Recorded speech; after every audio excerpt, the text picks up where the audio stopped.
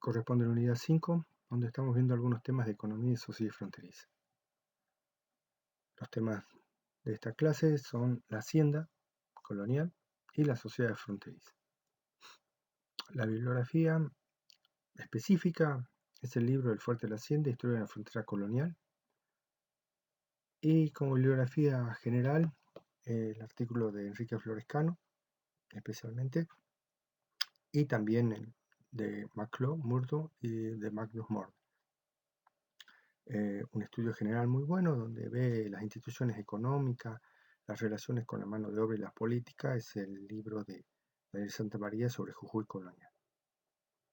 Todos disponibles en internet, salvo el libro del Fuerte de la Hacienda.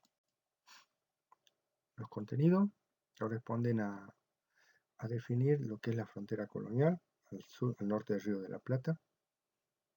Vamos a ver también cómo se conforma la diversidad social y laboral, cómo se hace el desarrollo del cambio de los fuertes como medios e instituciones de colonización a las haciendas. Un par de fundamentos historiográficos, la sociedad colonial del siglo XVIII, una sociedad de tipo mercantil, que se basaba en el sistema comercial de larga distancia. La frontera colonial se define como un espacio de integración en el cual confluyen dos proyectos distintos.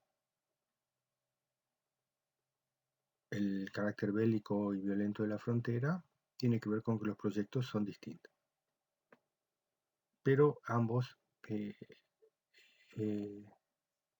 trabajan para la integración.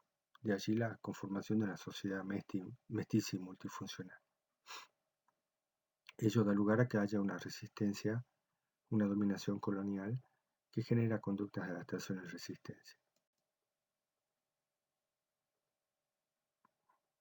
La hipótesis es que la colonización y el establecimiento de una frontera con el Chaco, con las sociedades del Chaco, por medio de las fuertes misiones de hacienda, genera que se cambie su carácter mercantil su carácter militar a uno mercantil, en el periodo de 1781 a 1821.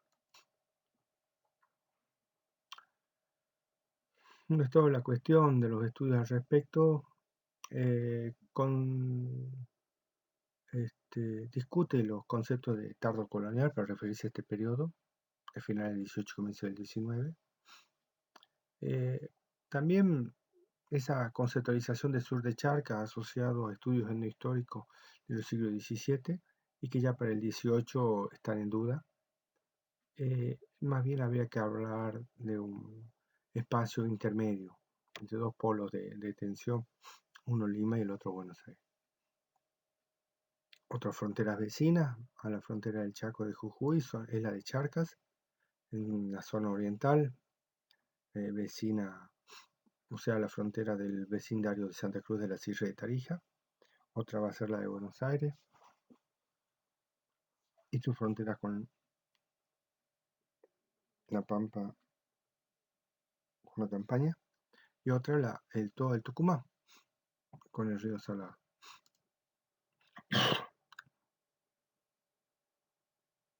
La frontera de la que vamos a hablar es la frontera del Chaco, del Tucumán y Jujuy. Ahora tenemos un amplio desarrollo de haciendas azucareras. La misma ha sido definida para un primer periodo del siglo XVII y XVIII como una frontera de guerra, pero para la segunda mitad del XVIII como una nueva sociedad de frontera, espacio de negociación violenta y conflictiva. Las fuentes históricas para estudiar esta frontera corresponde a correspondencia de autoridades, expedientes judiciales, listas de pago de la tropa de soldados partidarios y testamento e inventario de los hacendados.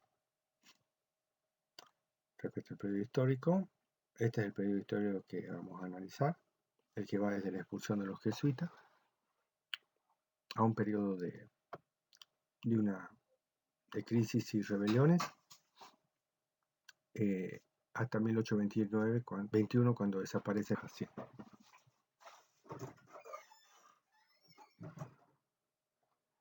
El espacio histórico entonces se constituye por fronteras de diversos tipos: frontera mercantil, frontera política, frontera natural y frontera local.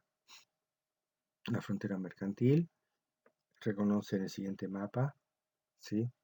En realidad privilegia las relaciones y los intercambios de la misma frontera del Chaco dentro de los circuitos mercantiles regionales. Como frontera política, se enmarca dentro de la gobernación del Tucumán y posteriormente, luego de la reforma borbónica, de la Intendencia del Salto del Tucumán.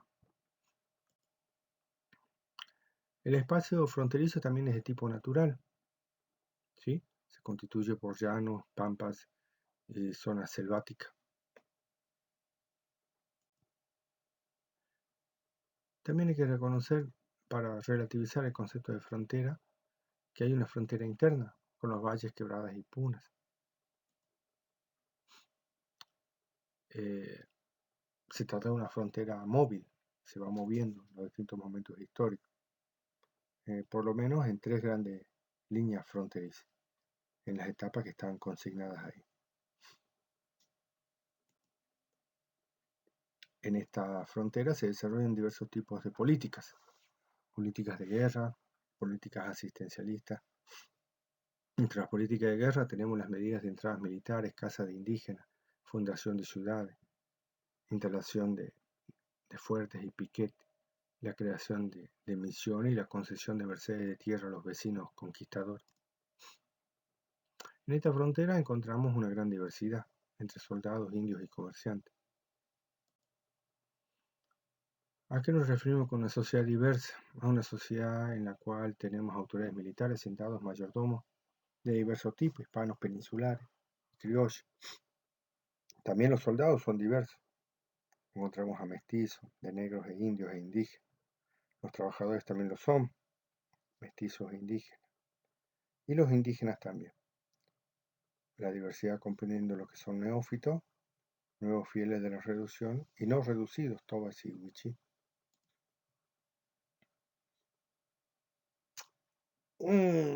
Una letanía de las fuentes de la historiografía es que esta frontera, como muchas otras, está plena de presidiarios y delincuentes. Un examen realizado de la documentación indican los siguientes delitos con penas de prisión en la fuerte. La conclusión es que más bien forma parte del discurso la idea de una frontera presidiaria, pues las condenas efectivas difícilmente se ejecutan de presidiario. Porque entre otras cosas los delincuentes y una frontera presidiaria implicaría un aparato militar y de control que no existe. En cuanto a los soldados de la frontera, tenemos soldados hispanos y diversos tipos de soldados. Sus rasgos son que el relativo manejo de los medios de producción los hace peligrosos, desertan y fugan continuamente. Los soldados también son una especie de comerciantes. En cuanto a las autoridades fronterizas, encontramos a mestizos, encontramos a españoles, cuadros militares de tipo miliciano en los distintos fuertes de la frontera. Otros actores importantes en la frontera, en esta y en otras, son los comerciantes. El tercer actor son los indígenas de la frontera. Entre todos ellos se desarrollan diversas relaciones interétnicas.